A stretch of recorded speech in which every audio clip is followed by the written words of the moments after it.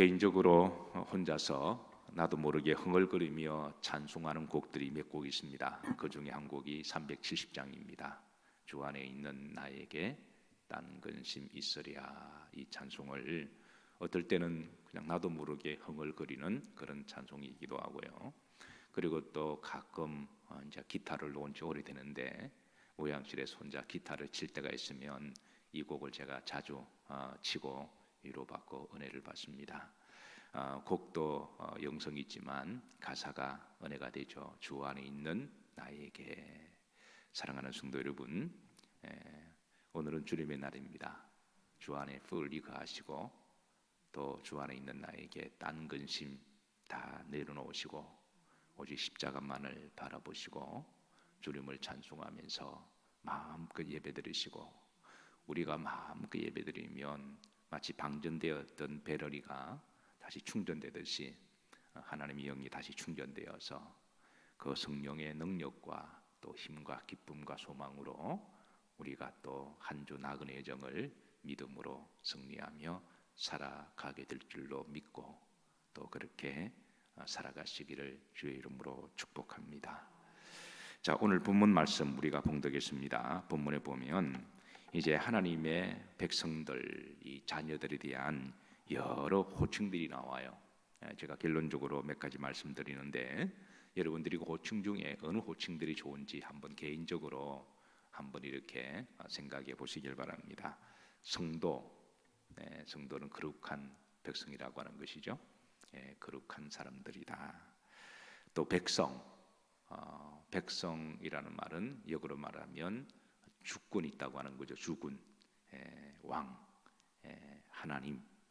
이게 이제 대속적인 말이니까 또 그런가 하면 자녀라고 하는 것, 자녀. 그리고 신부는 어떠신가요?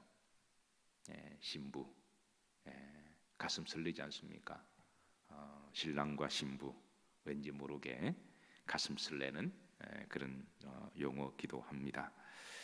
그리고 또 자식을 잃어버린 여인이라는 표현도 나와요. 이건 상처와 한이 있는, 고통과 애환이 있는 그런 사람을 비유한 것인데요. 자식을 잃어본 여인이 다시 자식을 얻었다라는 말씀이 또 나오는데요. 또 그런가 하면 또 이제 아들과 딸이라는 말이 나옵니다. 자녀들. 또 왕비 이런 용어도 나와요. 그래서 오늘 이 다양한 이 용어들 속에는 이 성도의 정체성을 담고 있습니다. 하나님은 오늘 본문 속에서 다양한 그 하나님의 자녀들을 다양한 호칭으로 부르는 것은 그 시대마다 그 성도의 정체성을 그렇게 일깨워 주시기 위한 것이죠. 자, 17절입니다. 내 자녀들은 빨리 걸으며 내 누구들은 자녀들은 이 하나님의 백성들을 이야기를 하죠. 한때 불신앙과 죄악으로 바빌론 포로로 잡혀갔지만 하나님의 때가 되면 다시 회복시킬 것이다. 그리고 빨리 본국으로 예루살렘으로 홈타운으로 돌아가게 할 거다. 그런 예언적인 그런 말씀인데요. 너를 헐며 너를 황폐하게 하던 자들은 너를 말이라 떠나가리라. 요즘 다들 이런 기도하고 있죠. 우리 힘들게 하는 바이러스를 우리가 떠나가게 될지어다. 떠나가게 되리라. 우리가 다 그런 기도를 합니다.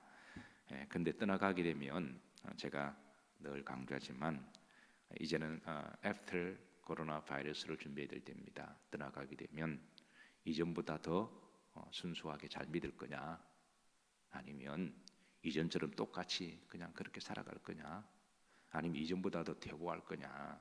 이게 이제 우리 그리스도인들의 한국 교회 과제로 남아 있습니다. 우리 영일교회 과제로 남아 있고요. 만약 이번에 우리가 이 사건을 통해서 영적 레슨을 얻지 못한다면 앞으로 더 악종, 독종의 주님께서 마지막 시대의 말씀징조 가운데 세계 곳곳에 전염병이 있을 것이라 그러셨잖아요. 그러나 그 중에도 끝까지 견디는 자는 구원을 얻을 것이라 말씀도 하셨고, 내가 말세 때 진짜로 믿는 자를 보겠느냐.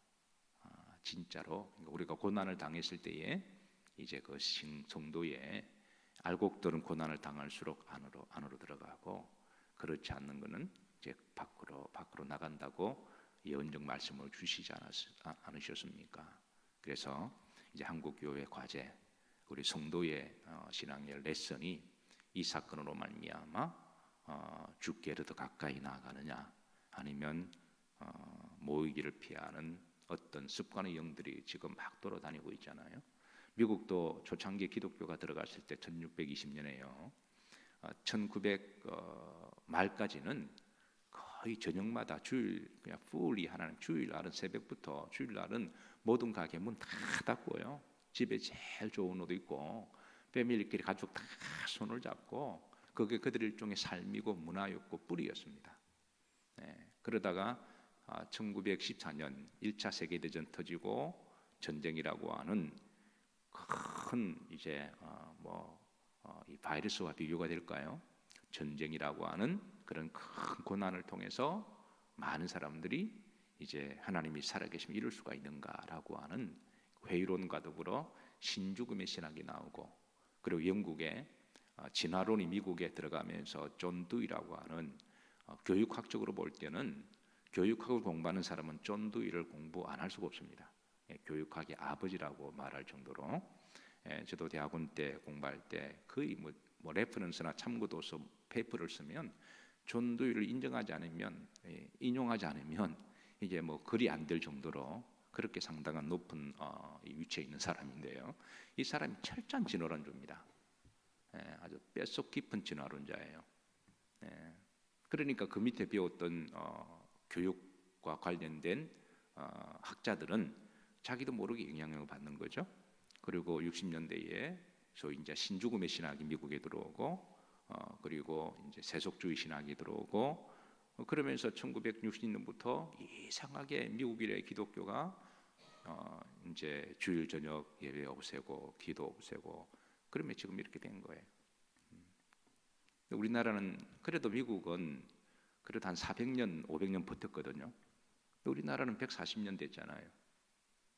그러니까 지금 100년, 150년째 지금 어떻게 될지, 중요한 건 한 시대 우리가 영적인 바톤을 물려받았는데, 우리가 이거를 잘 지켰다가 신앙의 후배들에게 이 바톤을 잘 넘겨줘야 될 사명이 있다는 거예요.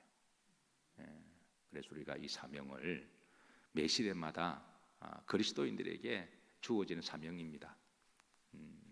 그래서 이 시대에 나에게 주신 이 사명을 우리 그리스도인들이 끝까지 믿음으로 잘 지키시기를 주의 이름으로 기도하고 축복합니다. 자, 18절입니다. 내 눈을 들어 사방을 보라. 그들이 다 모여 내게로 오느니라. 그러니까 들어오는 백성들, 바빌론 포로에서, 환란에서, 전쟁에서, 고난에서, 바벨론이라고 하는 극심한 포로의 70년의 삶을 살았지만, 그러나 돌아올 자들은 돌아온다. 돌아올 자들은 돌아온다. 그러나 저는 다 돌아왔으면 좋겠습니다. 돌아올 자들만 돌아오는 게 아니라 다 돌아왔으면 좋겠어요. 다 돌아와서 기독교인 우리 한국 교회 주류 메인 사람들 되고, 지금 유럽에서는 옛날에는 유럽을 이끌어간 메인 사람들이 다 기독교인들이었잖아요. 근데 지금은 주류들은 다 세상 사람들이 되어버려서 안타까움이 있는데, 다 돌아와서 우리 믿는 사람들이 그래도 우리나라 기독 종교 조사를 하면 그래도 어쨌든 기독교인들이 제일 많기를 기도해야 됩니다. 어쨌든 기독교인들이 불교가 제일 많고, 불교가 제일 많이 성장하고, 천주교가 제일 많이 성장하고, 기독교는 점점점 디크리징하는, 그게 아니라 어쨌든 기독교가 제일 많아야 됩니다.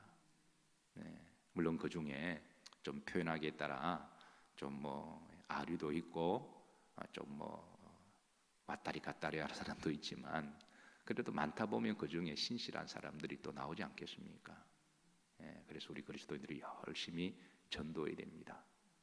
이것 때문에 못하고 저것 때문에 못하고, 오히려 그럴수록 우리가 또 적극적인 자세를 가져야 우리가 바다를 타면 유능한 항해사들은 파도가 오면 어떤 사람은 빨리 피해갈까 돌리다가 엎어지는 거예요. 돌리다가 엎어지는. 그런데 기도하고 때로는 그냥 파도를 뚫고 가면 그게 뚫고 간다는 거죠. 그게 잘못하다가 돌리다가 뒤집어지는 거예요. 방황하다가 시험 들다가 확 뒤집어지는 거예요. 그러나 그 속에 하나님 앞에 기도하고 어차피 우리는 부활의 소망이 있고 천국 갈 사람인데 그 믿음으로 나가면 세상도 이기고 또 하나님께도 인정을 받고 돌아오던 자들은 내 눈을 들어 사방을 보라 그들이 다 모여 내게로 오느니라. 후렴지를 보십시다. 모처럼 할 것이라 신부처럼 할 것이라. 우리의 마음을 그리스도의 신부로 생각할 때 늘 설렘이 있습니다. 물론 결혼하고 오래 살다 보면 hum부가 되기도 하고 결혼에 대한 그런 이 설레는 감동도 사라지기는 하지만 그러나 영적으로의 영원한 신랑은 예수 그리스도십니다. 신부처럼 하리라. 19절입니다. 이는 내 황폐하고 적막한 곳들과 내 파멸을 당하였던 땅 이제는 무엇이 많아? 주민이 많아. 이게 이제 바빌론 예루살렘 땅 한때 빼앗겼던 땅, 그 땅이 황폐하던 땅, 적막하던 땅. 비유가 조금 어떨지 모르겠습니다만은 코로나 바이러스 때문에 성도들이 없는 곳에 예배드릴 때 아마 대부분 목사님들은 속으로 다 울면서 예배드렸을 거예요. 어떤 분들은 영상을 보고 울면서 예배드렸다 그러더라고요. 텅 빈 교회 좌석을 보고 그렇게 울고 통곡하면서 예배를 드렸다 그러시는데 아마 많은 분들이 교회가 황폐해가고 그리고 예배드리지 못하는 그런 상황을 가슴 속에 이렇게 큰 아픔으로 그렇게 지금도 우리들이 다 보내고 있습니다. 그래서 요즘은 그냥 마음이 그냥 그렇게 이렇게 좀 안 좋아요. 그래서 마치 속을 이렇게 참외 훑듯이 참외 숟가락 가지고 사면 따면 씨를 막 훑잖아요. 그래서 속이 그냥 막 훑는 느낌, 그런 느낌이 있습니다. 뭐 저뿐이겠습니까? 모든 성도들이 다 그런 마음을 가지고 있는 줄로 믿는데, 자 그런데 하나님이 이제 그런 땅 그런 곳을 주민이 많게 할 것이다. 하나님이 다시 모시고 하나님의 백성들을 많게 할 것이며, 그럼대로 보시면 너를 삼켰던 자들이 멀리 떠날 것이니라. 정말 이 부분을 이렇게 번역하고 싶습니다. 너를 덮쳤던 바이러스가 멀리 떠나게 될 것이다. 아멘들을 하셔야죠. 왜 아멘들을 안 하시나요? 그래도 감사한 거는 우리 영일 참 어떻게 보면 이기적인 기도일 수도 있습니다만은 이게 이제 목사의 그 마음이죠. 우리 영일 성도님들 중에 한 사람도 그렇게 확진자 안 생겨서 그래도 하나님께 감사 기도를 하고 있습니다. 우리가 부모가 자식 키우다 보면 부모가 때로는 이기적일 수도 있잖아요. 하나님 내 자식만은 지켜주셔서 감사합니다. 그렇게 말하는 부모한테 내 이기적이다 말할 수 있나요? 그건 자식을 사랑하니까 그렇듯이 다른 교회도 하나님 다 지켜주셔야 되지만 우리 영일 교회를 먼저 지켜주세요. 우리가 여러분도 그런 기도 하시죠? 다른 목사님들 다 지켜주시지만 우리 목사님 먼저 지켜주세요. 자 20절입니다. 자식을 잃었을 때에 낳은 자녀가 참 이게 애환 있는 비유입니다. 하나님이 자식을 잃어본 여인의 그 아픔과 상처와 눈물을 아시나요? 참 그럴 일이 없기를 바라지만 자식을 키우다 보면 자식을 잃어버리고 그런 부모의 아픔, 그 여인의 상처, 눈물, 하나님은 하나님의 백성들에게 나라를 잃었을 때, 또 실제로 포로 전쟁 중에 자식을 잃었을 때, 전쟁이 나면 대부분 자식을 다 잃죠. 남편도 잃고 아내도 잃고 그런 상처, 아픔. 우리가 세상을 살아가다 보면 가슴 속에 상처 없는 사람이 누가 있을까요? 아픔이 없는 사람이 누가 있을까요? 그런데 자식을 잃었을 때 낳은 자녀가 후일에 내 귀에 말하기를 이곳이 내게 좁으니 넓혀서 내가 뭐하게 하라 거주하게 하려 하리니. 하나님이 다시 자녀를 회복시켜 주신다고 하는 그런 약속의 말씀입니다. 21절입니다. 그때 내가 내 마음에 이르기를 누가 나를 위하여 누구를 낳는고 아들을 낳는고. 하나님이 다시 회복시켜 주신다는 거죠. 욥처럼 자식을 잃었는데 너무 힘들었는데 그리고 엘리바스 빌다 소발이 와서 막 책망하고 비난할 때 아내마저도 떠나고 친구마저도 떠나고 배신할 때에 이때 욥은 다시 한번 내가 의지할 분은 하나님밖에 안 계시구나.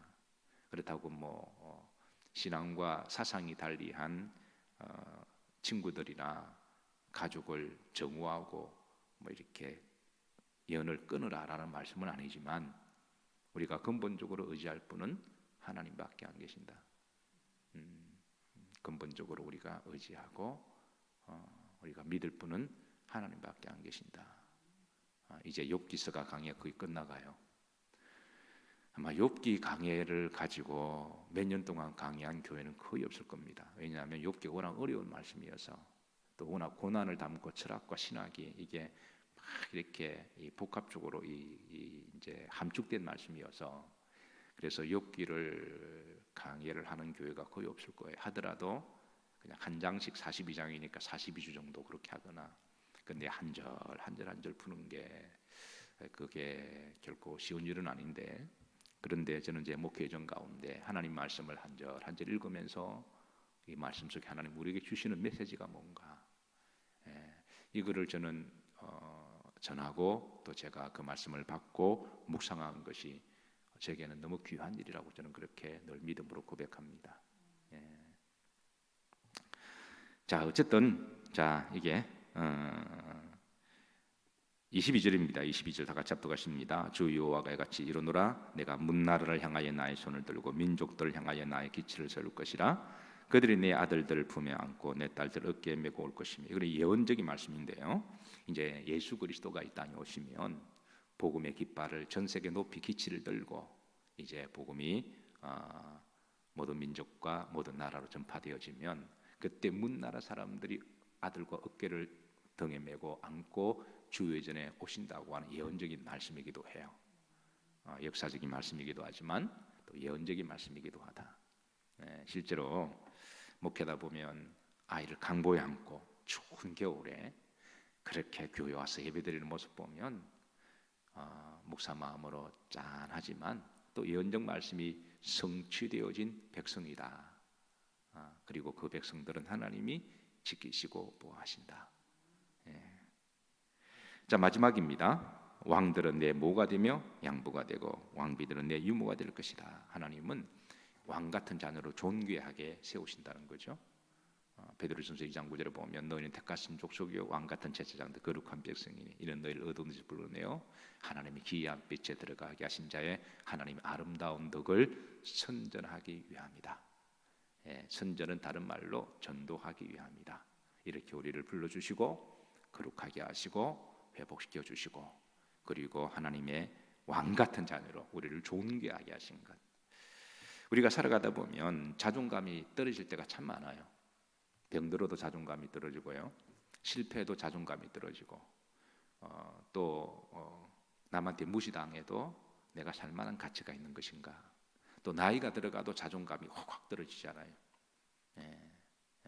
그래서 우리가 또 세상에 살다 보면 자존감이 떨어지고 삶의 가치를 상실하고 의미를 잃어버렸을 때에 그때 인생에 우리가 돈 가지고 사는 것 아니고 건강 가지고 사는 거 아니잖아요. 결국은 사람은 영적인 존재고 가치와 의미 있는 존재인데 그래서 내가 아무리 힘들어도 내가 가치 있고 보람된다 그러면 삶의 의욕이 막 생기잖아요. 그런데 이게 자존감이 떨어지면 이게 살아가는 기쁨도 없고 즐거움도 없고 행복도 모르고 그런데 좀 힘들어도 내가 자존감이 올라가고 삶의 가치가 있고 보람이 있으면 그게 의미가 있고 그게 행복하지 않겠습니까? 그래서 저는 사람의 최고의 자존감은 하나님 일을 할 때라고 저는 믿습니다. 하나님 주신 사명 감당할 때 우리가 하나님의 사명 감당하다 보면 하나님 주신 덤의 복이 참 많은데요. 필요한 것들 하나님이 알아서 저는 채워주시리라고 저는 그렇게 믿습니다. 그것 때문에 하는 것은 아니지만 그런 하나님 일 하다 보면 그런 것들이 필요하잖아요. 건강도 필요하고 또 어느 정도 물질도 필요하고요. 예. 어느 정도 또 뭐 필요하잖아요. 필요한 것들. 그것 때문에 하는 것은 아니지만 그러나 그런 것들이 필요하다라는 거죠. 근데 우리가 하나님 일을 열심히 하다 보면 하나님이 우리를 존귀하게 하시고 자존감을 회복시켜 주시고 또 그런 것을 채워 주심으로 우리를 행복하게 만드시는 하나님이시다. 우리를 왕 같은 성도로 만드신 하나님이시다. 그래서 결론적으로 예수님 잘 믿는 게 복입니다. 예수님 잘 믿는 게 누구를 위한 거냐? 목사를 위한 것도 아니고 교회를 위한, 결국은 나를 위한 겁니다. 거룩한 주일의 축복이 있으시기를 주의 이름으로 축원합니다. 기도합니다. 하나님, 우리를 왕 같은 하나님의 자녀로, 신부로, 백성으로 삼아 주심을 감사드립니다. 그 신비와 축복을 알아서 한평생 주 안에 믿음으로 살아가게 하옵소서. 오늘도 성일 마음껏 주님을 찬양하게 하옵시고 주신 사명 잘 감당하게 하옵소서. 돌아올 성도들은 다 돌아오게 하여 주시고 또 존귀하게 높여 주옵소서. 예수님 이름 받들어 축복하며 기도하옵나이다. 아멘.